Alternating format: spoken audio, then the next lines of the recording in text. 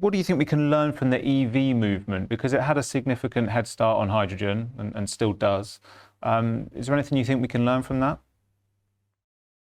Yeah, absolutely. That's a really good point.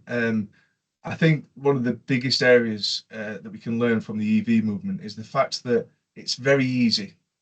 It's very easy for me to say that. You can drive to Costco and buy yourself a charging point. Every supermarket's available, Rob, I'm very aware. But essentially, you can go to a supermarket and buy yourself a charging point. I think one of the areas that we can learn is that government incentive has backed this.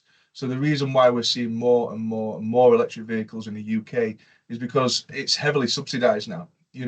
And I use the comparison between California and the UK.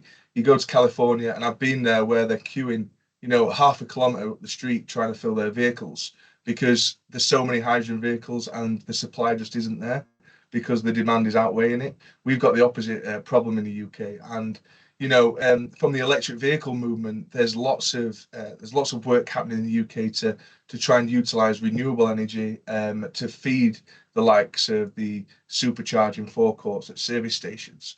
So if that can be done there with the grid that we already have, why not do it with hydrogen? Hydrogen naturally is a much harder molecule, we know that. But essentially EVs is just much more accessible now. And we've seen that downward curve. The first electric vehicle I know in my life was the milk float that drove milk around in the morning. We've gone from that 15, 20 years ago right down to, super fast, very cost effective vehicles now. We can follow that same curve with hydrogen very, very quickly, but we just need that support from locally and from the government.